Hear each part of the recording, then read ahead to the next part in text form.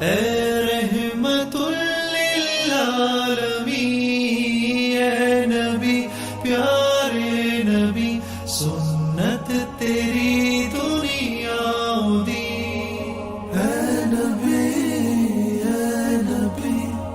نحمده ونصلي على رسوله الكريم، اما بعد فاعوذ بالله من الشيطان الرجيم، بسم الله الرحمن الرحيم، رب اشرح لي صدري ويسر لي امري واحلل عقدة من لساني يفقهوا قولي۔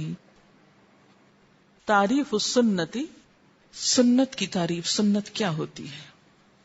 سنت کا لغوی معنی لیکسیکل یا ڈکشنری میننگ طریقہ یا راستہ ہوتا ہے۔ سنت کا معنی طریقہ یا راستہ، اچھا ہو یا برا۔ حضرت ابو جحیفہ رضی اللہ تعالی عنہ کہتے ہیں کہ رسول اللہ صلی اللہ علیہ وسلم نے فرمایا، جس شخص نے کوئی اچھا طریقہ جاری کیا اور اس کے بعد اس پر عمل کیا گیا تو جاری کرنے والے کو اپنے عمل کا ثواب بھی ملے گا اور اس اچھے طریقے پر چلنے والے دوسرے لوگوں کے عمل کا ثواب بھی ملے گا، جبکہ عمل کرنے والے لوگوں کے اپنے ثواب سے کوئی کمی نہیں کی جائے گی۔ یعنی عمل کرنے والوں سے لے کر کروانے والے کو نہیں دیا جائے گا، بلکہ اللہ تعالیٰ اپنی خاص بارگاہ سے دیں گے۔ اور جس شخص نے کوئی برا طریقہ جاری کیا جس پر اس کے بعد عمل کیا گیا تو اس پر اپنا گناہ بھی ہوگا اور ان لوگوں کا گناہ بھی جنہوں نے اس پر عمل کیا، جبکہ برے طریقے پر عمل کرنے والے لوگوں کے اپنے گناہوں سے کوئی کمی نہ کی جائے گی۔ اس حدیث کو ابن ماجہ نے روایت کیا ہے۔ تو یہاں پر لفظ سنتن حسنتن بھی استعمال ہوا ہے اور سنتن سیئتن۔ تو لفظی معنی سنت کا کیا ہے؟ طریقہ، خواہ اچھا ہو یا برا۔ سنتن سیئتن سے سمپلی مراد یہ ہے کہ کوئی بھی گناہ کا کام اس نے خود کیا اور پھر اسے لوگوں میں بھی رواج دے دیا۔ مثلا کسی معاشرے کے اندر سود جیسی کوئی چیز نہیں تھی اور پہلے نہیں تھی، لیکن کسی شخص نے اس کا رواج ڈال دیا۔ اب جتنے بھی لوگ اس کے بعد سود کا لین دین کریں گے وہ اس کے ذمے پڑے گا۔ اور اس کی بڑی مثال کہاں ہے؟ قتل کے سلسلے میں حابیل اور قابیل کے قصے میں، کہ قابیل نے جب حابیل کو قتل کیا تو اب اس کے بعد کیا ہو رہا ہے کہ دنیا میں جہاں بھی جو قتل ہوتا ہے اس کے گناہ کا ایک حصہ قابیل کو بھی ملتا ہے، بغیر اس کے کہ قاتل کے گناہ میں کوئی کمی ہو۔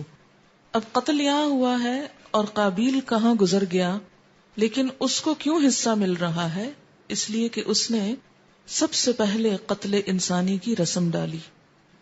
تو سنتن سیئتن سے مراد کوئی بھی گناہ کا طریقہ، اور اصل میں سمجھانا یہ مقصود تھا کہ لغت میں، ڈکشنری میں لفظ سنت اچھے طریقے اور برے طریقے دونوں کے لیے استعمال ہوتا ہے۔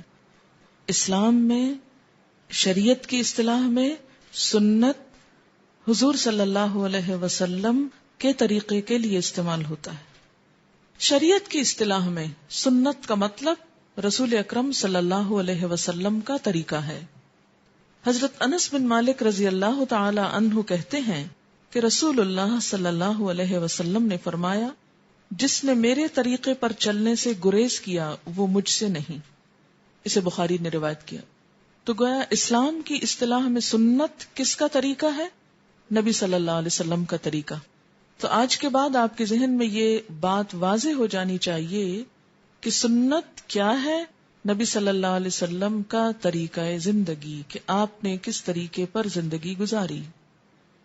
حضرت طلحہ بن عبداللہ بن عوف رضی اللہ تعالی عنہ کہتے ہیں کہ میں نے حضرت عبداللہ بن عباس رضی اللہ تعالی عنہما کے پیچھے نماز جنازہ پڑھی تو انہوں نے اس میں سورۃ فاتحہ پڑھی اور فرمایا، میں نے یہ اس لیے پڑھی ہے تاکہ لوگوں کو علم ہو جائے کہ یہ نبی صلی اللہ علیہ وسلم کا طریقہ ہے۔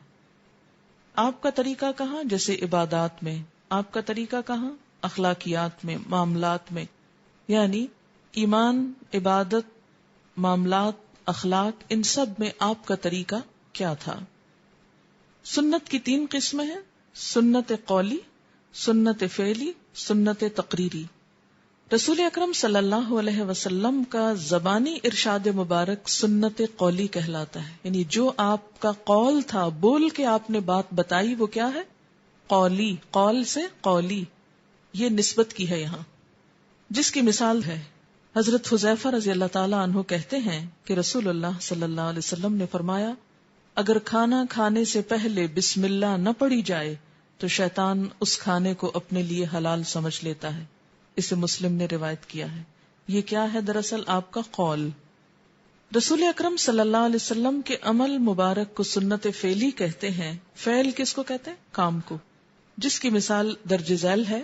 حضرت نعمان بن بشیر رضی اللہ عنہما فرماتے ہیں، جب ہم نماز کے لیے کھڑے ہوتے تو رسول اللہ صلی اللہ علیہ وسلم ہماری صفیں درست فرماتے. اب یہ آپ کا فعل ہے. آپ کیا کرتے؟ ہماری لائنوں کو سیدھا کرتے.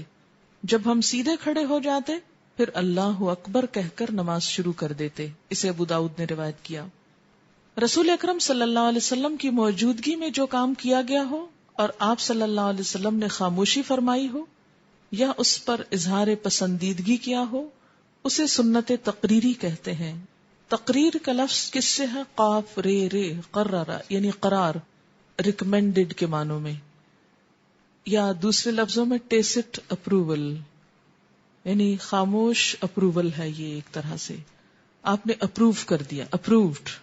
ایک کام آپ کے سامنے ہوا اور آپ نے کیا کیا؟ اس کو اپروو کر دیا. حضرت قیس بن عمرو کہتے ہیں کہ نبی صلی اللہ علیہ وسلم نے ایک آدمی کو صبح کی نماز کے بعد 2 رکعتیں پڑھتے دیکھا. فرمایا، صبح کی نماز تو 2 رکعت ہے. اس آدمی نے جواب دیا، میں نے فرض نماز سے پہلے کی 2 رکعتیں نہیں پڑھی تھی، لہٰذا اب پڑھی ہیں. رسول اللہ صلی اللہ علیہ وسلم یہ جواب سن کر خاموش ہو گئے. اس خاموشی کا مطلب کیا تھا؟ کہ ٹھیک ہے. ایسا کیوں ہوتا ہے؟ بعض اوقات یہ کہ جیسے مسجد میں کوئی شخص آیا اور فرض شروع ہو چکے، اب وہ کیا کرتا ہے؟ کیونکہ حکم یہ ہے کہ جب اذا اقیمت الصلاۃ فلا صلاۃ الا المکتوبہ، یہ ایک حدیث کے الفاظ ہیں جس کا مطلب یہ ہے کہ جب نماز کھڑی ہو جائے تو پھر کوئی اور نماز نہ پڑھی جائے سوائے فرض نماز کے، یعنی جس کی امامت ہو رہی ہے. اب وہ شخص ہو سکتا ہے مسجد میں آیا ہو، نماز شروع ہو گئی، اب اس نے الگ سے سنتیں پڑھنے کی بجائے کیا کیا؟ نماز شروع کر دی امام کے ساتھ، اور نماز پڑھ کے بعد میں سنتیں پڑھنے لگا. آپ نے پوچھا کہ یہ کیا کر رہے ہو؟ کیونکہ نماز تو ہو چکی. تو اس نے کہا کہ میری پہلے کی سنتیں رہ گئی ہیں، وہ پڑھ رہا ہوں. تو آپ نے خاموشی اختیار کی. یہ خاموشی کیا ہے؟ آپ کی سنت تقریری. آپ نے کہا ٹھیک ہے، یعنی پڑھ لو. تو اس سے ایک بات یہ بھی پتہ چلتی ہے کہ اگر کبھی جلدی میں انسان فرض نماز پڑھ لیتا ہے اور سنت سہولت کے مطابق، خاص طور پہ جب ایسا ڈر ہو کہ قضا ہی نہ ہو جائے ساری پڑھنے کے انتظار میں، تو بعد میں بھی پڑھی جا سکتی ہے. سنت کی یہ تینوں قسمیں ایک ہی مرتبے کی ہیں، یعنی جب آپ نے ایک بات فرما دی یا کر کے دکھا دی یا پھر کیا کیا؟ اپروول دے دی، تو یہ تینوں شریعت کا سورس ہیں. ان تینوں سے احکامات نکالے جائیں گے. سبحانک اللہم و بحمدک نشہد ان لا الہ الا انت نستغفرک و نتوب الیک. والسلام علیکم ورحمۃ اللہ وبرکاتہ. رحمت للعالمین.